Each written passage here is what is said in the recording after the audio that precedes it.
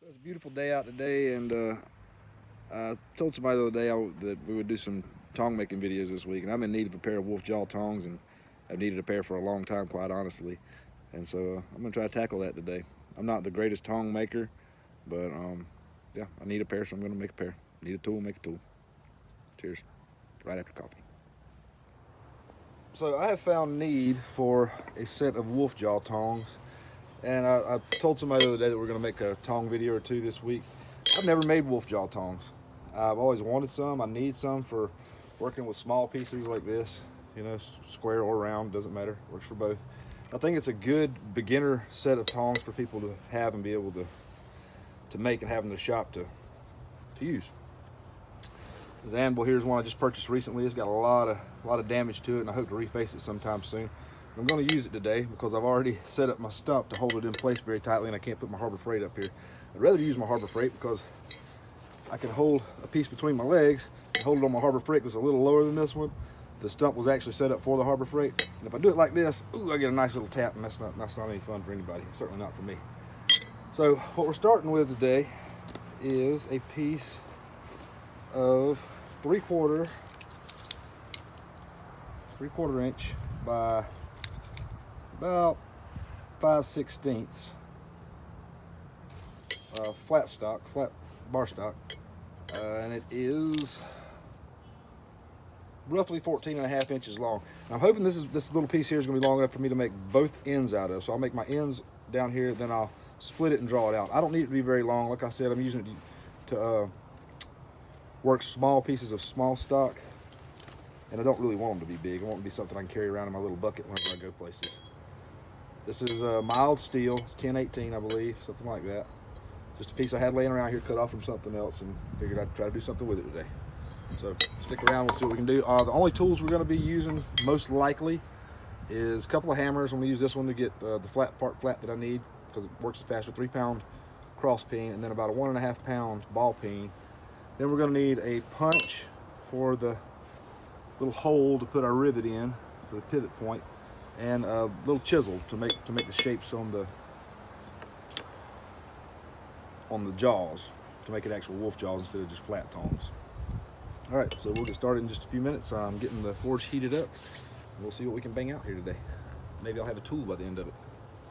So one thing we want to do anytime we're doing a project, especially if it's a small project, is you want to go ahead and get all of your tools laid out that you're going to need. Now, like I said, I've already got these two laid out. I'm going to need something to cut it with. I don't have a cutoff tool yet to fit this anvil, this hardy hole.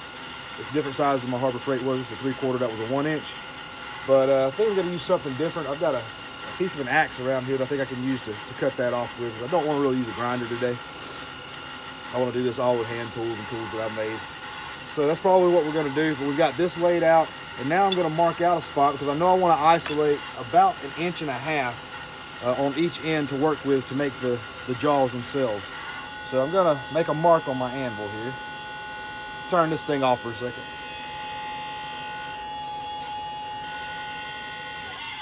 All right, kill that. It's just trying to get loud on me. Need to replace that little motor. $3 repair, but sometimes it's just hard to find the time to do that when you want to do other things. All right, so I'm going to make me a 1.5 inch mark roughly right there. And the reason I'm putting this here so that whenever I get around here, I don't have to try to figure out where I'm going to be flattening it out at. I'm going to use this edge, so I'm going to come from here 1.5 inches and flatten that out. We're going to do that on both ends because we're going to work one end at a time because to conserve heat. But yeah, a little bit of layout. Gets more complicated than that when you build bigger things, but yeah, a simple little line can help you out a lot and get things moving in the right direction. We're going to heat up this piece of steel, and then we'll start hitting it. So now we've got our steel nice and hot. I'll put it right on that line there. Just make us a mark to begin with, so we know we're starting. And go ahead and start working that out. Doing some half blows here, which means your hammer is hitting half on and half off the anvil, and it gives you a nice little shelf there. But at the same time, I'm keeping my shape as we move this forward. It's going to draw out a little bit.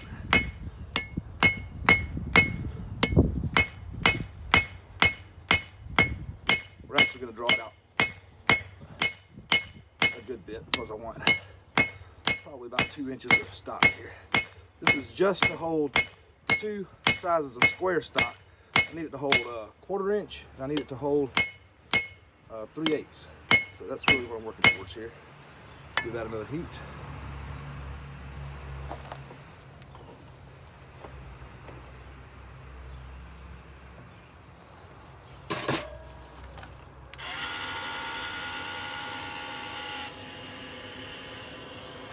Got a blow. Mark my little line here again. I just lost some of it.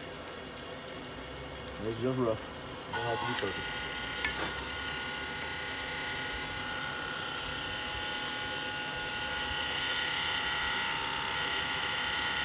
Is this one particularly hard?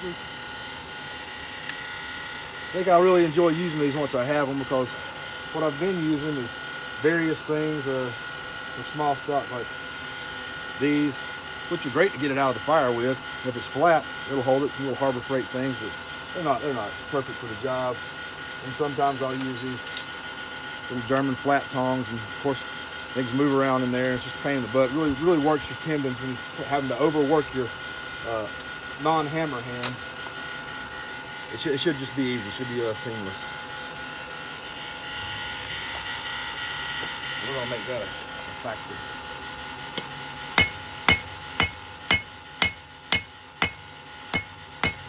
Not sure exactly how thin this way I want to get it. I do want to have a little bit of meat, but it doesn't have to be super large, because it's gonna only be holding small stock. So we're gonna bang it out to about 2 inches probably. I'm gonna keep these nice and flat. A couple more times.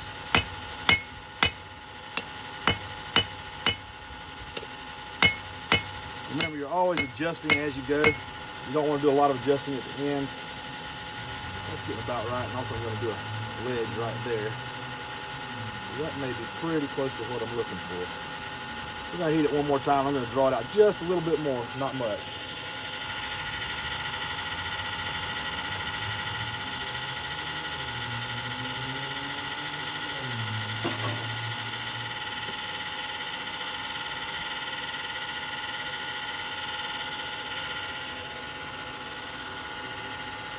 This line here is arbitrary now, it doesn't matter. I've already forged past it. We'll just make that line again whenever we get to the other side.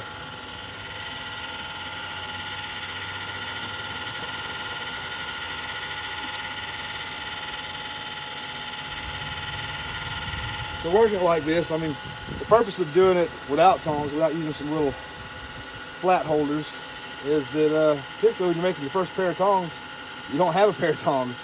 Unless you borrowed one from somewhere, or you're using something that's inefficient. It's always more efficient, in my opinion, to be able to hold the stock itself rather than hold it with tongs. So if you can work with a long piece, that's always better to me. That's not always a possibility. So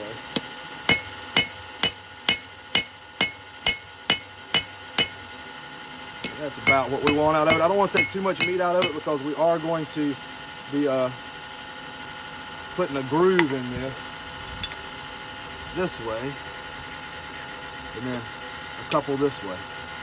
That's about where I want that. Now what we're going to do is we're going to heat it. I'm going to find the best spot on my anvil. As you see, there's a bunch of beat up places right there, so that's probably where I'm going to be hitting at. I'm going to hold it at about a 45-degree angle and set that in so that it gives me a little bit of a ledge there and starts to make this pivot area here where your rivet's going to go.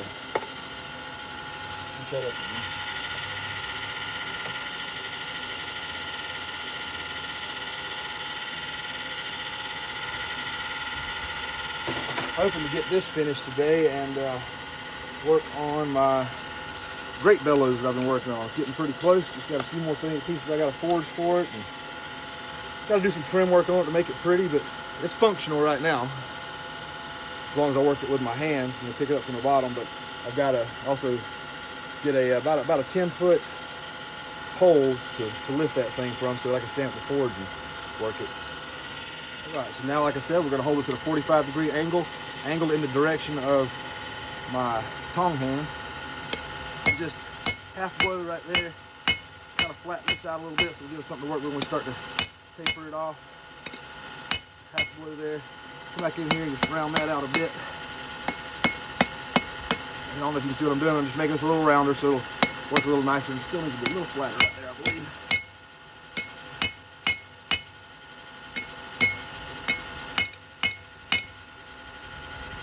.45-degree ledge there. I think that should serve for us. And of course, we'll come in and we'll taper all this out in just a bit. I'll come back. I'm going to go ahead and come back and isolate that out. So when you work this side, you're going to work the other side the exact same way. You want it to be a mirror image so that when you flip it, they'll work perfectly together. So a 45-degree angle that way. I'm going to flip that with my jaw on the bottom. And what I'm trying to do is just make sort of a round area here. It can be a little oblong, but a roundish area here so that that's where my pin's going to go through, and I'm going to taper this handle out after we form the other side to cut it. These are probably going to be pretty short. If they end up too short, I can always forge weld another piece in there. That's where we're starting with. What I decided after I thought about it, after I got it in the heat a minute ago, is instead of forging this out, I want to leave that meat there until I get a little bit of definition on this. We go for about center there. Hopefully exact center, but I guess we'll see. Whoop! Catch it. That's what I was saying. I would be able to hold it between my legs if I had the Harbor Freight up here, but I can't do that, so I'm gonna have to work it slow. Right now, I'm just marking my way down.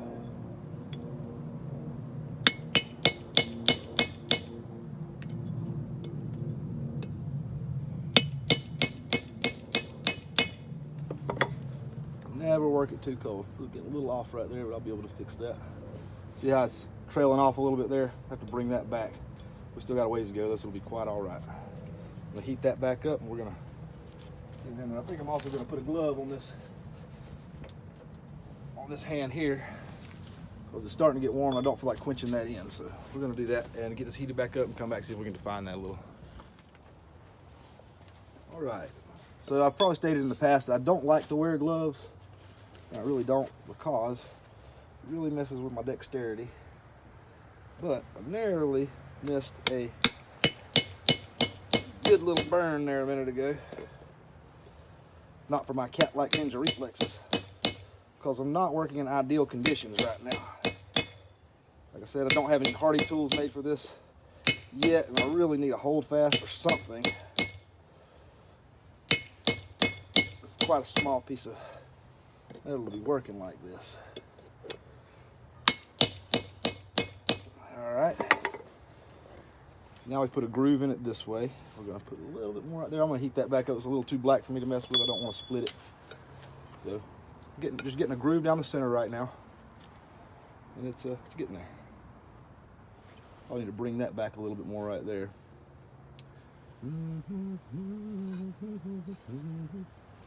All right, heat that back up. All right, so right there, I just came back, didn't film that, but did exactly what I did the last time. Just hit this all the way down with this rather blunt chisel. It's giving me a nice V-cut in there. So now that we've got that forged out about the way I think I want it, and we're gonna get this close. We're gonna get our two grooves in here. Then we're gonna come back later and tune it up a little bit. Once we get it together, I can put an actual piece of the stock that I need for it to hold in there in each spot and kind of hammer it to fit that piece of stock. Stock, of course, being cold, and this, of course, being hot, so it'll form around it. So we're gonna go back now. I'm gonna put me a chisel mark there. Let's say about a 1/2 inch in. Yeah, about a 1/2 inch in. Then another one right in here, about a 1/2 inch away from that. I'm just guesstimating here. I think that'll work out for us. We shall see. Experimental. Yeah, get to work hitting metal, man. Like if it'll work or it won't. It's better to do some research first, and I have. I watched a couple videos on it. People do it a lot of different ways. This is how I'm going to go with it. So I'm going to come back now, forge in those two little cuts there that we can start with in a little while, and then I'm going to come in and define my pivot point there. All right, so now we're going to, like I said, come in about a 1/2 inch here. About. The main thing is to make the other side symmetrical.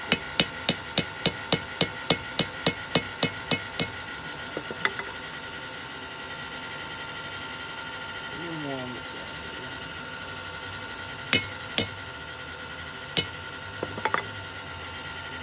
That'll give us something to start with in a little bit. more. Getting dangerously cold.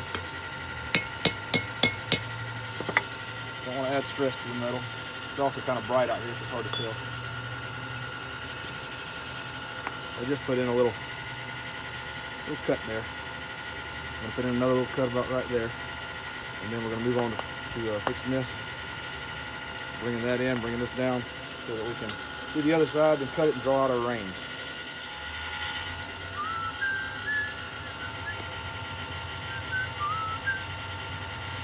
That right there, I think is where I want it.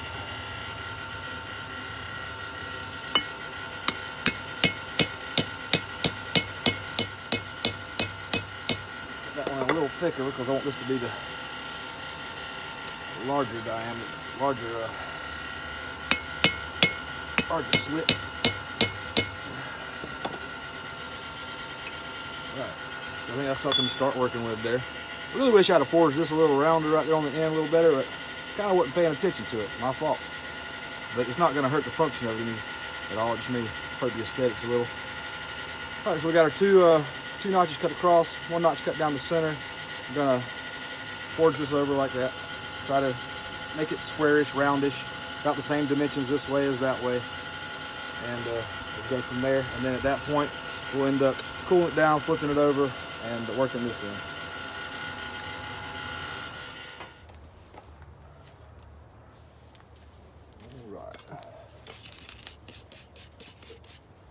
So once again, we're going to do half blows over the edge of the anvil here.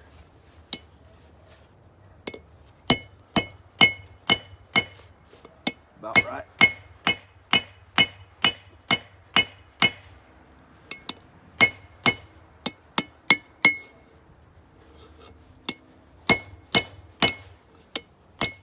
I like to leave a good bit of meat on these, on any tongs, especially whenever I'm using a mild steel rather than a spring steel or something a little nicer, because less likely to bend while using it.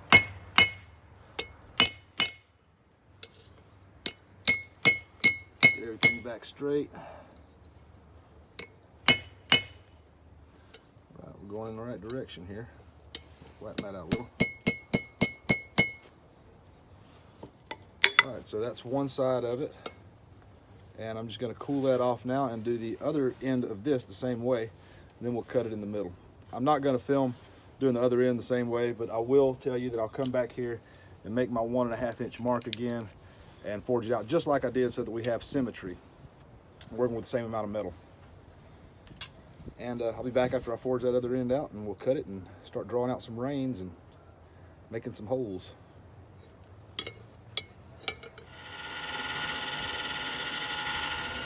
Now to show you something I did do here, because I don't want to leave anything out that might help you, is I made the 1.5 inch mark here where I start to isolate to draw out the other jaw, and then I made a mark here with my other jaw against this where the pivot point is to show me exactly how far I should draw it out.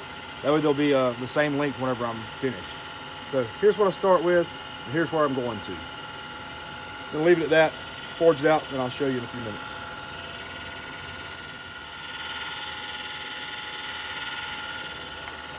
Now I've got it almost there.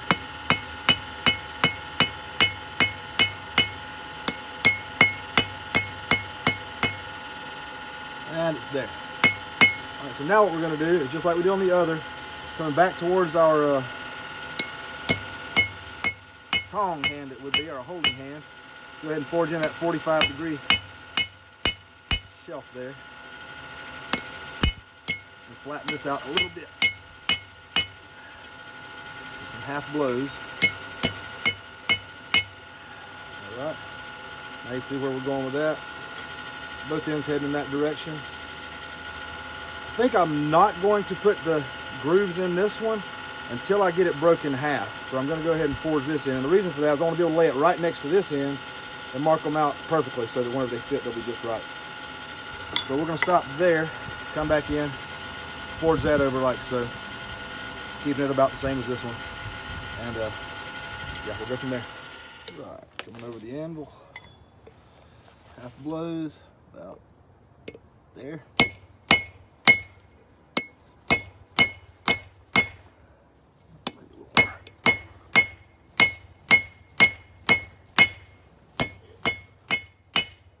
don't think I got that quite symmetrical with the other one. We're gonna do some adjusting here in just a bit. That one looks a little smaller than that one. I think we can still make it work. We'll see.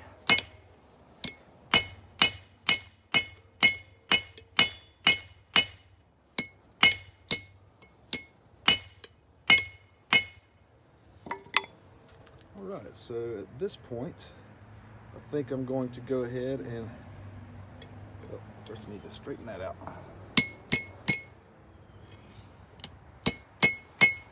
Still gonna be some work done to that, so I'm gonna leave it as is. Now at this point, I'm gonna measure from here to here. First, I'm gonna cool it off. Let's do that.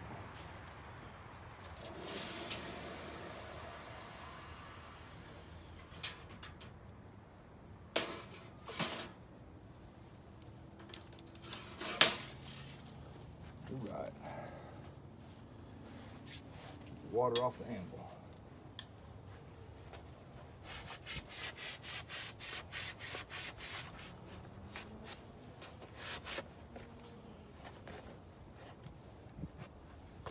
At this point, I'm going to measure it from end to end, find us a center mark, and we're going to mark a little spot because we're going to cut this. So, need this guy, need this guy. Buy yourselves a small tape. I was a framer for a long time, and I always carried around a big framing tape, and you'd pretty much laugh at somebody if they came out on a framing job or something like that. This ain't a framing job. This fits right there. It's perfect. Learned to use one of these when I started doing metal work. So that is 17 3/4. So let's see, 8 1/2. So it'll be 8 7/8 will be our center mark.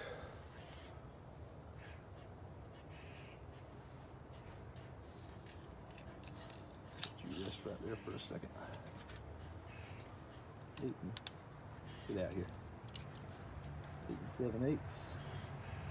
Boom. Boom. Always check our math. We got now mostly 8 7/8 that way. And we got 8 7/8 that way. All right, so that is our mark. Always double check. I do anyway, so I don't ever trust my math that much.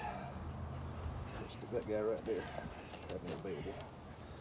All right, and what we're gonna do now, typically what I would do on my other anvil is I would lay this over like this, make me a little mark there, not too hard. But on this one, it's old, it's already got a lot of damage to the edge here, and it doesn't need any more abuse from me. So instead of doing that, I'm just gonna mark it with this guy. Put it right here. Make me a mark. Make me a mark. The reason I'm doing this is so that whenever it's hot, I can see where I'm supposed to be cutting at. And like I said, I don't have a cutoff tool for this, but what I do have, if I can find it, is a raggedy old hatchet that my wife found on the side of the road. This is gonna work just fine for what I need. I'm gonna put it right there, and I'm gonna hit it right here, and that's gonna give me a good cut mark. And anytime I'm hitting a cold thing with another cold thing, I don't care if it's tool steel or whatever it is, you never know how it's hardened or what's on there. Things could fly and chip off of either the hammer or this. So what I'm going to do is go get some eye protection before I do that. I'm gonna put this in the forge and get it heating up, and I'll go get some eye protection. We'll get that thing cut off, and we'll start. First, after we get this cut off, we'll come back and we'll mark this and go ahead and get it ready to be exactly like that. Then we will start drawing out our reins. We'll probably punch our hole dead last. Yeah, that's probably what we're doing. All right, so I'm gonna heat this up. All right, so we're ready now. Safety glasses on. Metal is hot. Got a tool up here. We're just gonna get it almost cut through so that I can work it from both ends.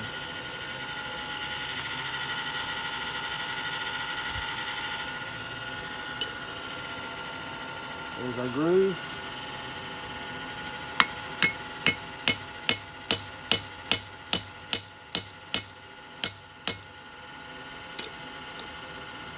Pretty close to through right there, but we're going to flip it over. Hit it from this side.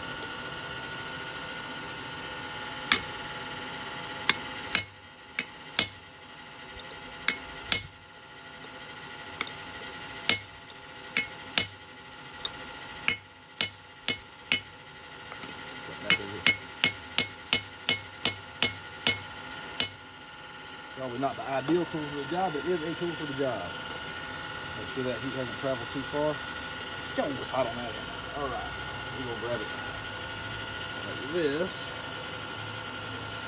Put that right in there. Put that back and forth until now we have 2 pieces. All right. Yeah. The heat, even if it's cold on both ends, whenever you first pull it out, that heat is still dissipating through the iron. So always be careful and give it a touch if you go to grab it.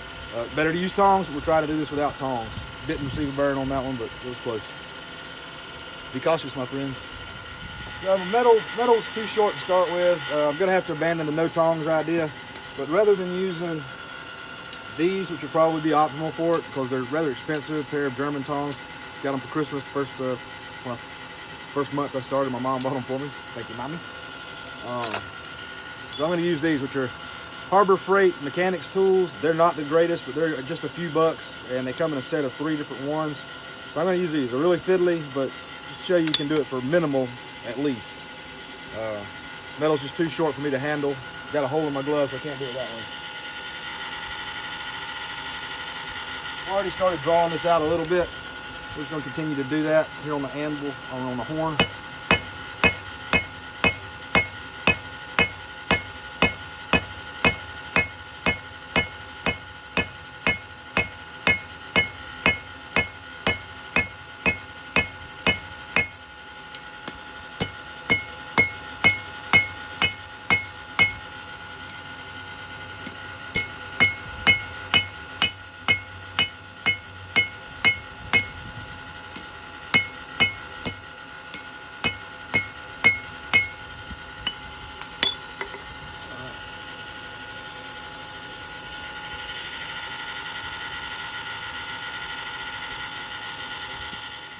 Well, my phone battery died, but I went ahead and drew out the reins on this because I didn't want to waste the fuel that I had in the forge. Because this is the one that's unmarked yet. I want to show you what I'm going to do here. All right, so here's the way it's going to fit together after some tuning and everything. Everything's got to be twisted around and some parts rounded off a little better. Right now, I'm going to mark here where my 2 divots are supposed to be.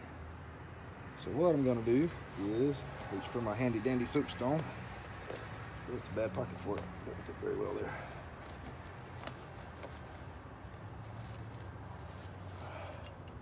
Reach for my handy dandy soapstone, and I'm going to just mark both sides of it here and here.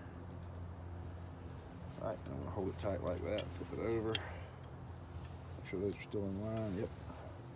I'm going to mark it here and here.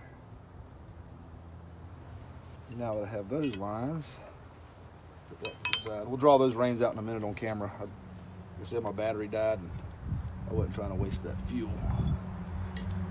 I'm going to go ahead and make us a little mark here.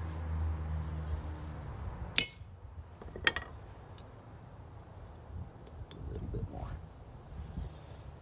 Gotta be real careful when hitting thin metal like this. That's pretty thick. I'm just trying to make a dent. If I hit it too much, it could absolutely break that. If this was tool steel, there's no damn way I would do that because it would break in half in a heartbeat. Snap like a fucking string bean.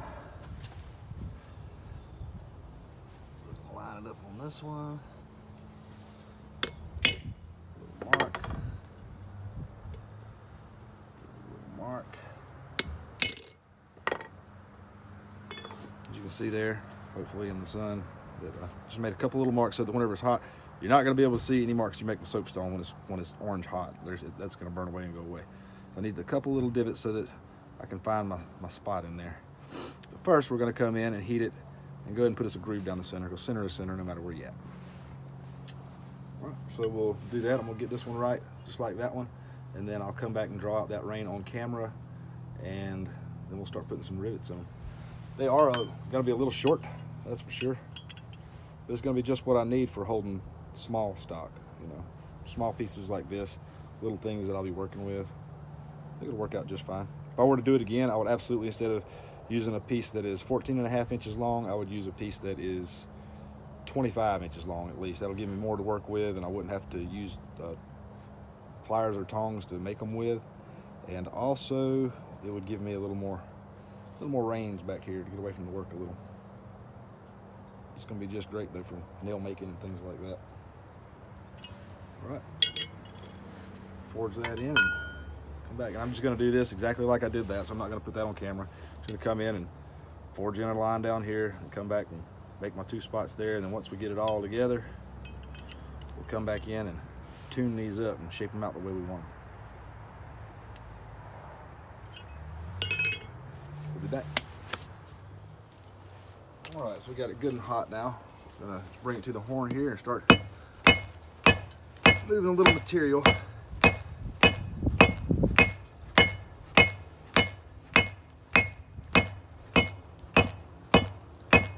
Straighten it up every now and then so it doesn't cold shuts.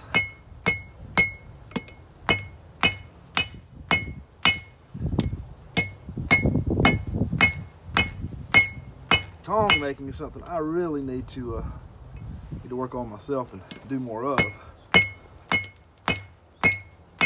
Which is one of the reasons I'm doing this today, is for my own practice. And because of necessity, like I said, need a tool, make a tool, and I need this tool.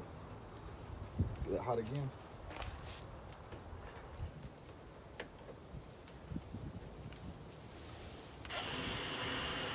When using I hate to call these tongs, and if I do refer to them as tongs, I'm sorry, pliers like this as tongs when using them.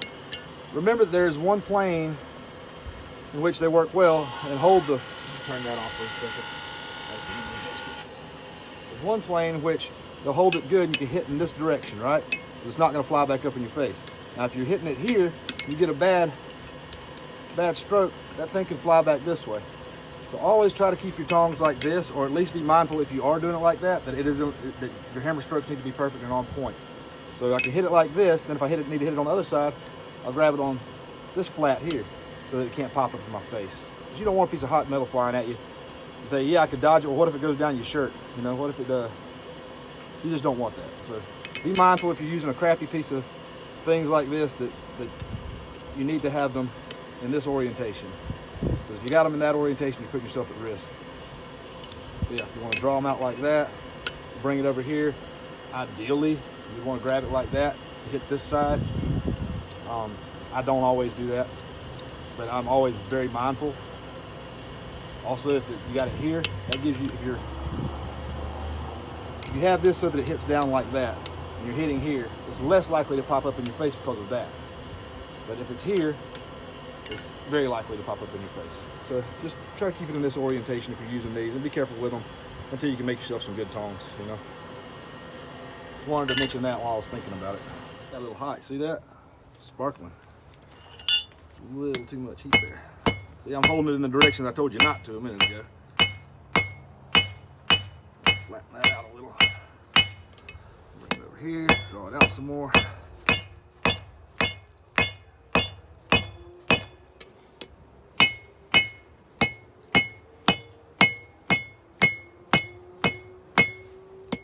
See, I'm kind of hitting it to make an octagon as I go, and that's really just to keep the cold shuts down. Cold shut is a place where it gets to a point that it folds, and it's a devil to get out of it, and basically about the only way I know of is to grind it out, and we don't want to do that. We don't want to do extra work. Keep that resting back up.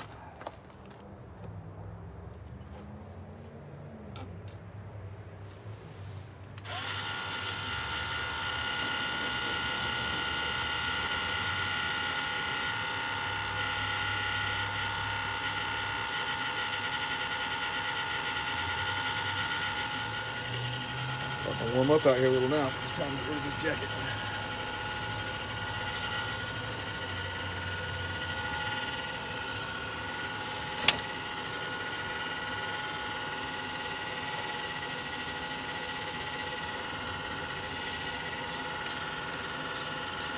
Anvil face is pretty rough, but you always want to kind of keep your anvil brushed off between heats. The scale that's on here will definitely make your work look worse and less smooth. Kind of hard to get a smooth on that anyways, and to be quite honest with you, the face from my Harbor Freight's a little better than that, but this one's got more weight behind it, more mass under it, so I'm using it. Plus I like the look of it better.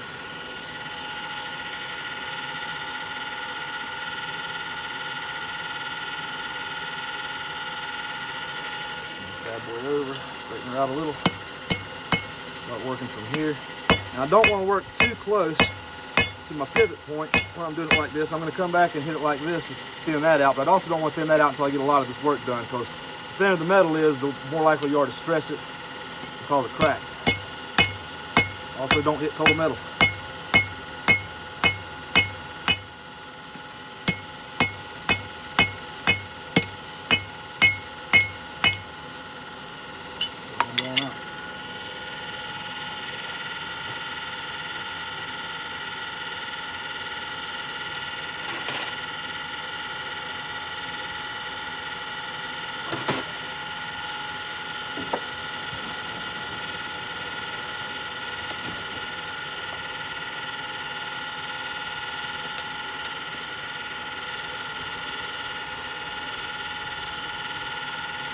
I think at this point I will lay it on the edge here and go ahead and bring out some of that close to the pivot.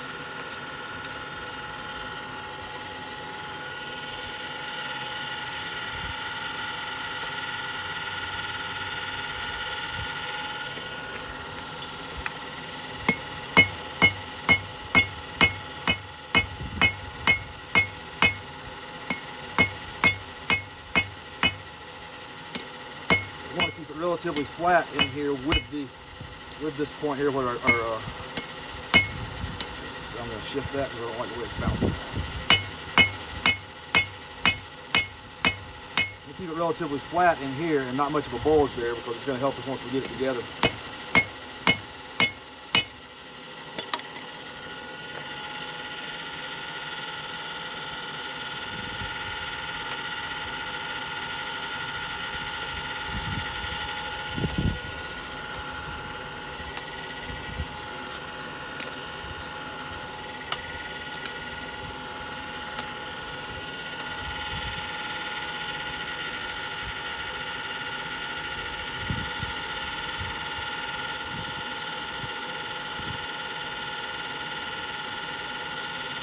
This little charcoal forge really heats things pretty quickly. You've got your air tuned in just right, it doesn't use too much fuel.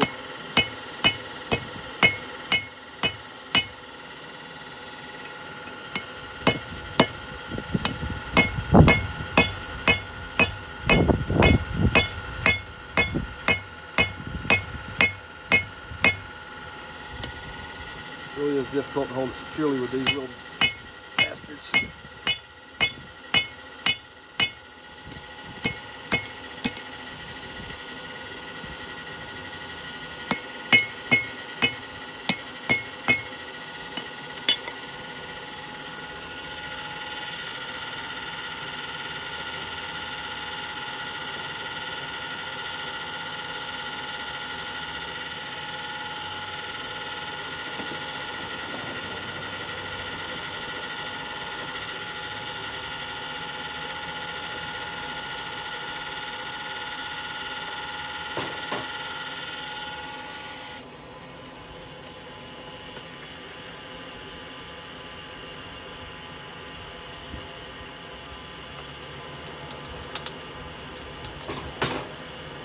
Tried to get rid of most of the heat time in this video by making short clips and stuff. At this point, I don't really want to put 100 clips together, so bear with me.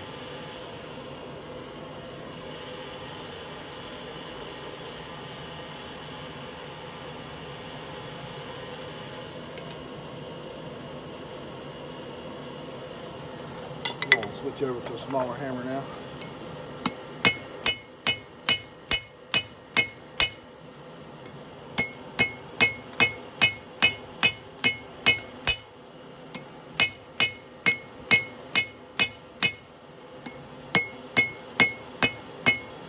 I'm just knocking those edges off as I go, sort of, and I'll probably form them back up. But whenever it starts getting a little cool to hit, that's usually what I do. That and shape it.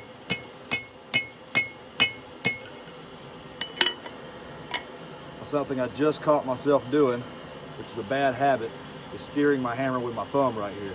That will wear you out, man. You just gotta allow your hand to do its thing. It's a habit I'm still trying to get over. but I'm aware enough now that whenever I do that, I feel it and I try to correct it. Form is a very important thing, and you should watch videos on it, because it will save your body and your work.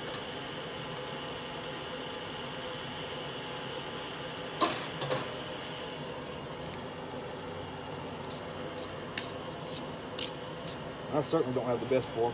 I pay more attention to my form though whenever I'm hitting large pieces of metal, because then you're trying to move and you need to use your body mechanics to really get it in there without killing yourself.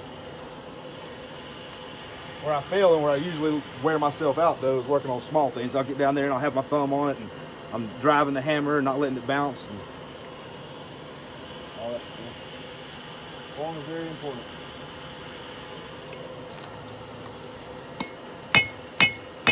Go ahead and draw these rings out a little on the ends here. Getting pretty close to what the others are, I think.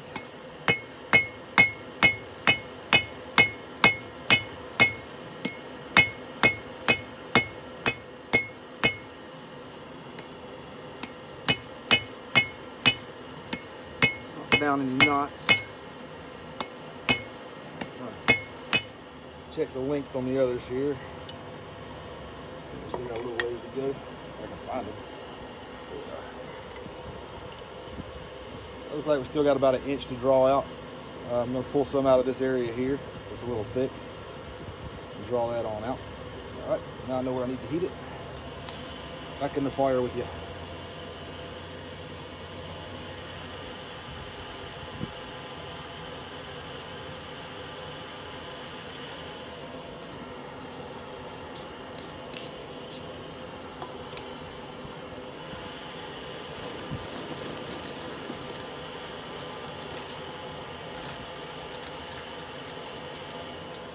See, we've got our punch we're going to use. I really need to dress that up. Once your punches or anything like that start to mushroom around here, you really need to grind that off or heat it back up and taper it back down, because that can fly off. Not safe to use a thing that's mushroomed out like that. I'm going to use it right now, and then I'm going to do a little dressing up in a little while.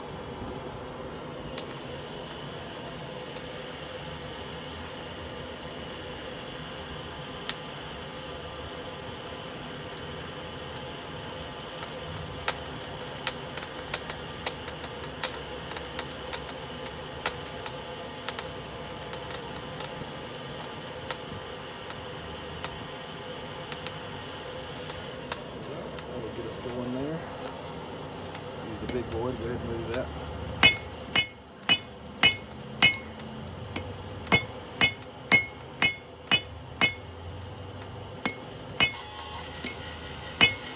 That's your stupid face blower. That thing, it does that periodically, but some nights, like if it's cold, it does it constantly, makes that sound. I hate that sound. It gets louder too and more aggressive. And really be glad when I could put it in the ground and use something different. Still needs a little bit right there. Yep, see that?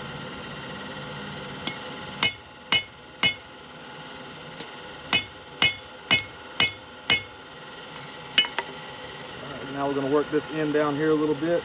Smooth that out. It's got a little bump and make that end a little nicer and smaller. We should be pretty close.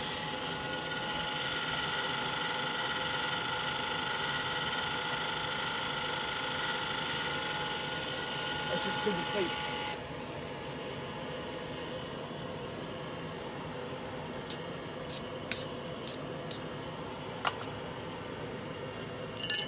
I'll also do this, which I do quite often.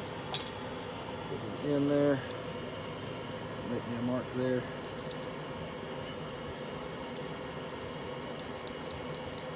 That's how long I need to be. Picking that up. Put this away.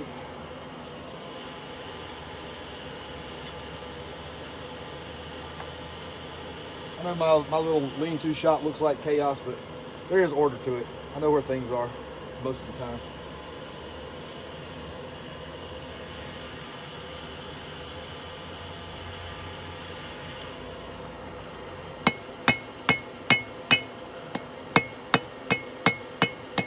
And I'm going to round these ends off here because I don't like sharp edges on my palms. Is where these usually end up falling.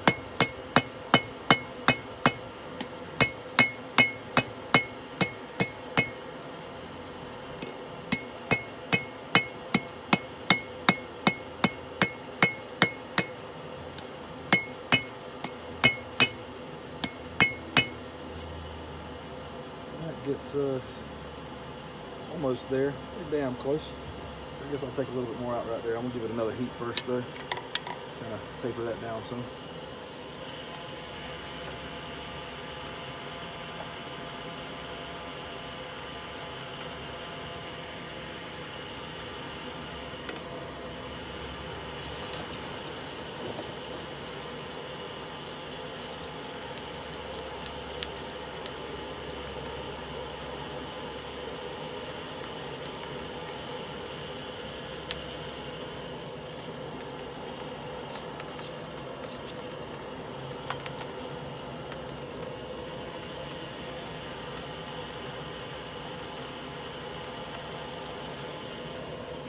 Full heat, but do what I need to do.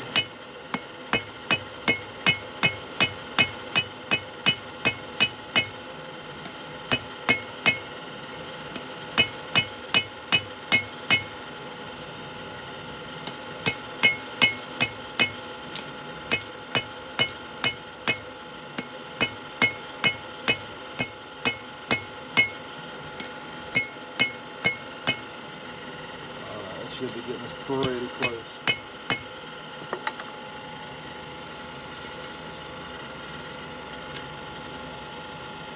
Close enough for my girlfriend.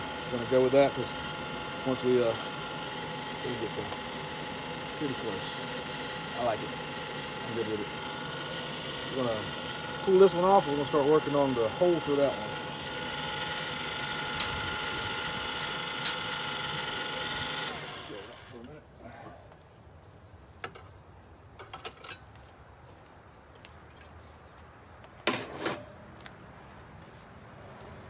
On this, I typically will make myself a little spot.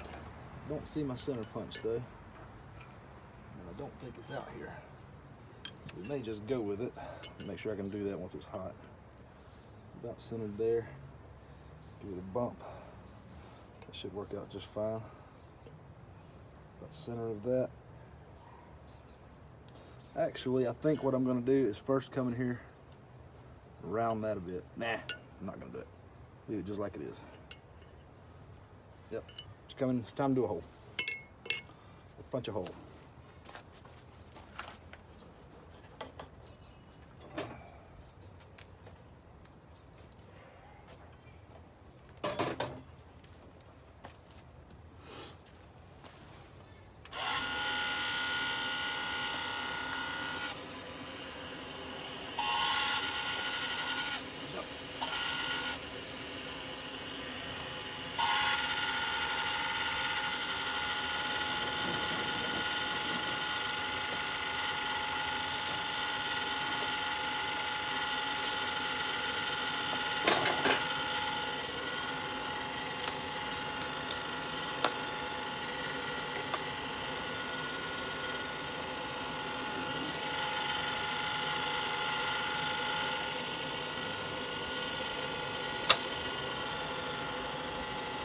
So we won't use that one.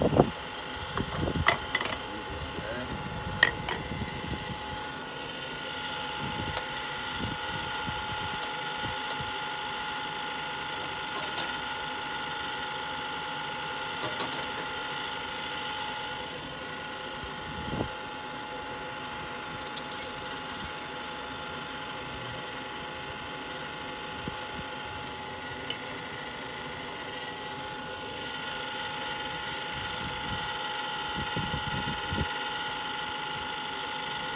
Probably going to heat this up to not a full heat, just enough so that I can hit that piece of metal and get me a divot in there. Then I'll pop it back in for a full heat to go ahead and start punching.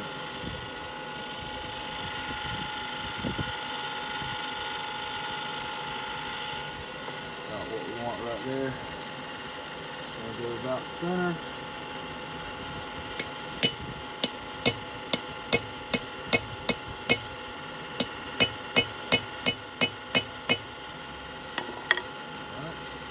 Always cool your tools. Got a little bit of water I keep right there. So that gave us a little divot there. So now we're going to heat it up and go ahead and punch that on through.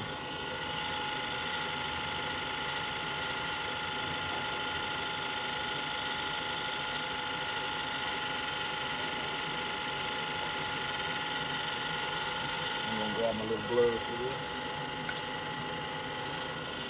Offer me some protection.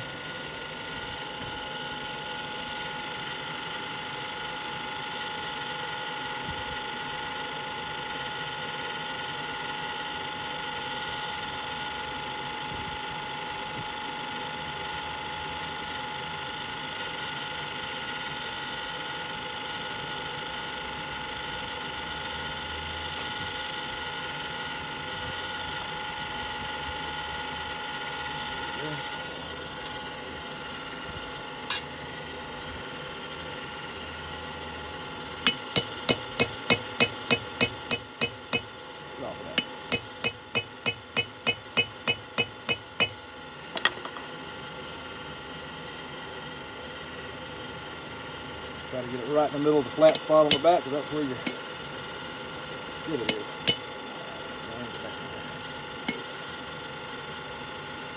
I'm going to have to do another heat.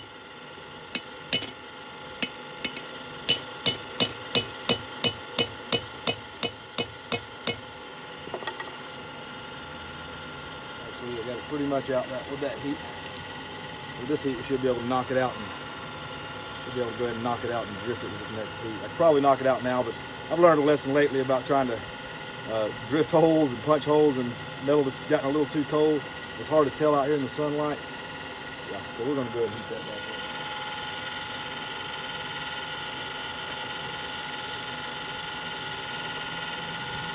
up. Now this is the size stock I'm going to use for my rivets. 1/4, I believe it is. Doesn't matter. That's what I'm going to use.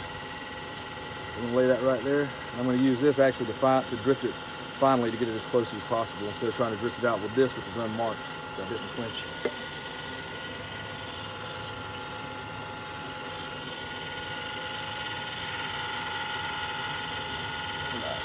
Not completely hot, but not to do anything for us.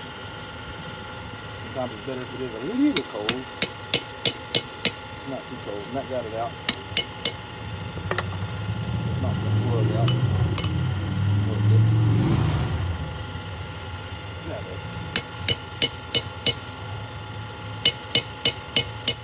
See, I'm holding it over the Pritchel now. Should help. Put everything in line as I punch it out. There it is. There's your punched hole.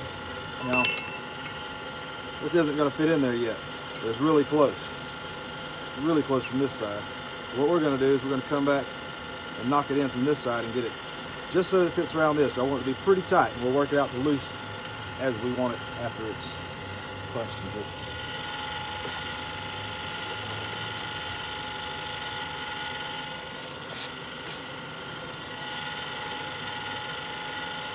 Make sure I'm still recording, my battery's not dead yet. So this is our tool now. This is just the pieces, like I said, this is the actual piece of stock I'm about to use to make the rivet. So.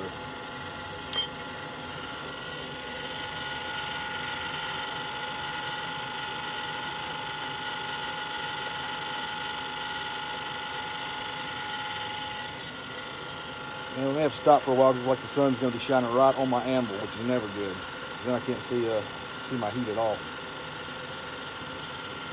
I'll go ahead and punch this hole out though, and probably have time to punch the other hole out, maybe off camera. And then maybe I'll move over to the vise stand to make the rivets. Let's see.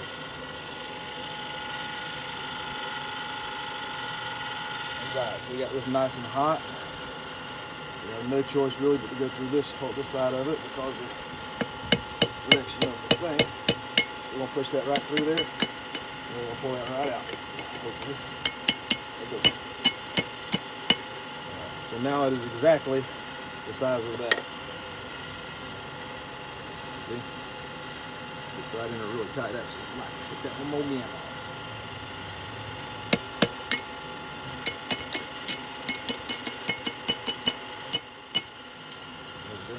Now whenever we do put our rivet in there, it'll be nice and tight, and then we can work it out with the whole thing being hot. So what I'm going to do now is punch out the other one off camera just exactly as I did, like that, approximations.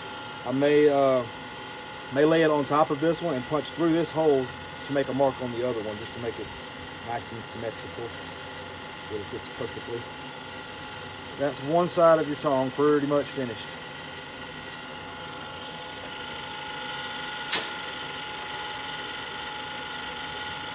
As I said I was going to do, I went ahead and punched and drifted the other hole. And this is, like I said, the actual stock that we're going to be using for the rivet. And as you can see, they articulate pretty well. It's a little tight, but that'll loosen up once we get it hot and move things around some. First, we're going to go ahead and make our rivet and get these put together. Hope you can still see that. The damn sun's all over my anvil right now. I may actually come back this afternoon and do the rivet and then draw my reins out, or shape my reins the way I want them and tune this up. That's what I'll do. I'll wait till it's darker here. Anyways, that's where we're at now. Stay tuned, and I'll put in a part 2, which is just putting the rivet in and shaping this out. But that means I get to go and work on my bellows now. So, and the rest of it, you know, if you didn't want to watch the second video, that's okay. The rest of it you can pretty much figure out yourself. This will hold the stock as is, but what I'm going to do is put a piece of 1/4 inch in here and tune that to fit it, and a piece of 3/8 in here to tune that to fit it. But first I'm going to put the rivet in, make a little rivet out of this piece of 1/4 inch here. And yeah, but there you go. Basics of tongs. Not beautiful, but serviceable, and they feel very strong in my hands, so I feel good about that. I left a good amount of stock there. Good deal. I moved us over here to the other side of the forge, to my little makeshift vise stump or vise stand. And we're gonna make a little rivet head on this stock material that we were working with earlier. Doesn't have to be super hot. I'm just gonna make me a little rivet head on there. Try painting it over.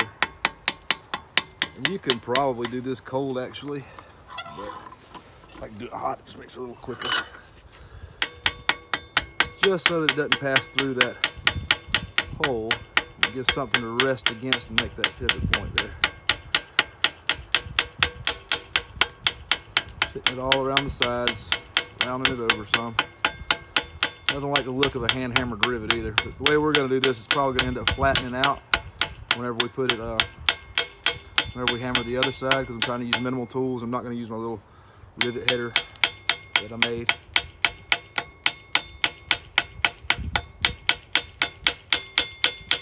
That's probably about all we need right there. Need to fasten my vise down a little better. Like I said, a lot of this stuff is makeshift because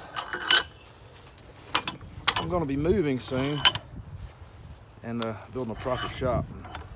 Just need things that'll work for me at the moment. The less I have to move, better off. So there you go.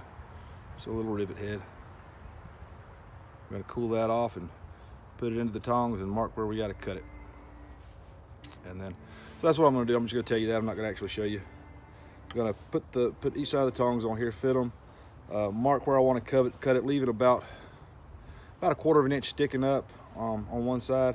Then I'm going to cut it with the axe like I did earlier. I'm not going to film all that. You probably got a better way to cut it. I'm just going to get that done so I can get these things together and get back to the other things I was trying to do. But there you go, rivet head. So what I've done is I've got the rivet pushed through the other half of this. I'm going to bring it over. It's getting hot right now, probably pretty damn hot as we speak. I'm going to bring it over, put this on top of it, and just peen it over a little bit on this little piece of railroad track I keep over here just for such purposes. Oh, yeah, it's plenty hot, probably excessively hot. We're just going to put that right on top of there. Use our little tapper here. Get it on. And then we're going to close it like so. Start cleaning this over. This first round, I really just want to get it so that it doesn't come out. Then I'm going to heat the whole thing back up. Hear that ring? Not loud in the city, animal. Get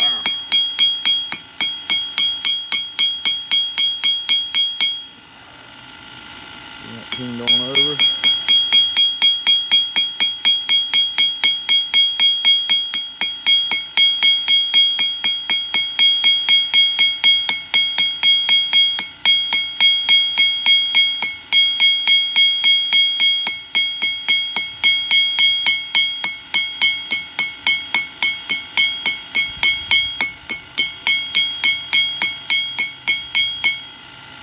hand hammered rivet there.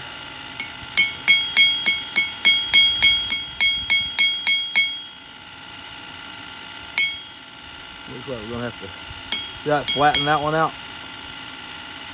See, if I use my riveting tool, it wouldn't do that. But we're gonna take it in a minute. We're gonna flatten the whole damn thing out so that it goes in there really tightly. But for all intents and purposes, that's a pair of tongs right there. It needs to be straightened up and ready to go, and made ready to go.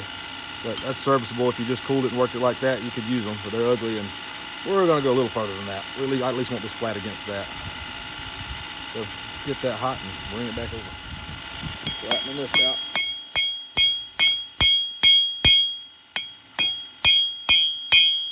Misstruck blow there. All right, those things are pretty well seized in there now. That. Work them a little while they're still hot. Whoop. Dropping hot work there. Boy.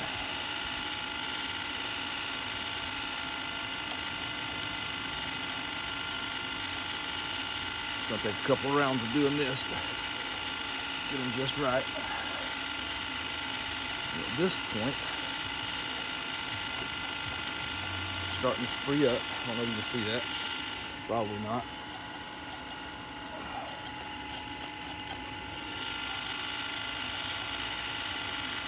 Now they're freed up and working properly. So we're gonna put them back in the forge. Actually, I'm gonna cool off these handles a little bit and then put them back in the forge and start straightening up the jaws the way I want them. All right, just heated it back up, and we're gonna do a little more adjusting right here to make sure everything closes well. There we go. It's a good little range of motion, and I think that's about what we want. Everything else is gonna be adjusted out. It's a little hot. What I didn't show, I don't know if you can see it here, is I did go back in while it was cold and just rounded those rivets out a little bit, because I really like that hand hammered look on them. So there you go. Cool this off now and straighten those tongs out, or straighten those jaws out. Got a couple little pieces of stock here. One is a 1/4 inch and one is 3/8, since that's what I'm making them for as far as the square stock sizes that I want it to hold goes. And I'm gonna try to fit these both in there at the same time and hammer around them so that they fit closed, holding these very well, and I don't have to tweak them back and forth, back and forth, back and forth. We'll see how that goes. Hopefully I don't burn myself.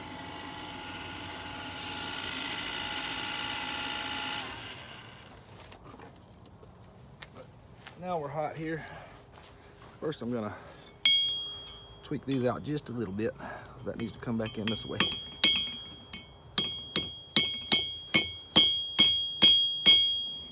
See what I'm doing there, I hope.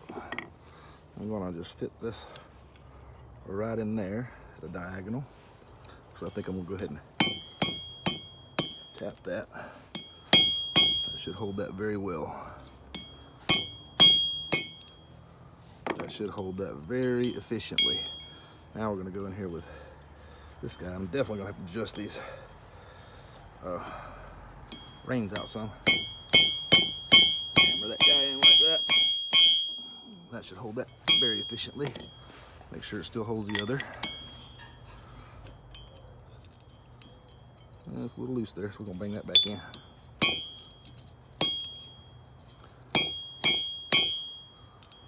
There we go. It's a good tight grip. All right, so there's our wolf jaw tongs somewhat. Ooh, I want that back down. There we go. Now it'll hold the two stocks that I want. And still articulates pretty well. If I get some oil in there, it'll be better. At this point, really all there is left to do is to shape our reins a little bit. And just get that so it's a little squeezier. Once I get oil in there, it'll work better. And then, so what I'm gonna do, I'm gonna tell you what I'm gonna do to shape the reins, because it's totally workable like this. You can just bend it here, bring it down a little bit, which is probably what I'll do. But I may bring it out this way a little bit, and this way a little bit, and then back down. But that's the end of the video. I'm done fooling with it right now, but I'll tell you what I'm gonna do to finish it to make it nice and black. Instead of using linseed oil and beeswax, which I have some of over there, but I can do it in the oven if I do it with vegetable oil. So I'll rub this whole thing down with vegetable oil, pop it in the oven on 500 degrees for about an hour, hour and a half. It'll come out nice and black and seasoned and waterproof and all that good stuff. So thanks for watching. Fair wolf jaw tongs. Cheers.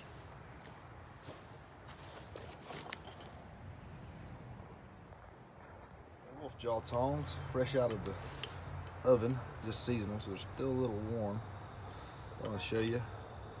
We'll hold 3/8 very securely in the center like that, and I'll hold 3/8 here very securely. Hoping you can see all that. 3/8 there. This is for holding square or round stock, really. It'll hold the square stock really tightly like that. Hold 1/4 inch really tightly there, and also really tightly here. And like I said, also you can grab your round stock like that. Grab round stock like this. Give you a more secure, much more secure than flat tongs. So yeah, I'm happy with them. Short bits that I can carry around in my little bucket whenever I'm going to do work. Yeah, I think they'll serve me well. Still need a little more seasoning. I think I'm going to prop them back in the oven for a little while. Some of that didn't quite get baked on there as well as I'd like. I don't know if you can see this, but I did go ahead and make those heads round rivets. Just pinged them out a little bit while they were hot after I got it where I wanted it. I didn't use a riveting tool. That's just with a hammer. Got a nice little shape, nice little handle there. Keep me decently away from, and I really made them to make small stock, or make things out of small pieces like this, so I can hold them securely. Feel good in the hand. Got a little bit of spring to them. And yeah, I'm proud of the little things. Another tool for the tool bag. Wolf jaw tongs.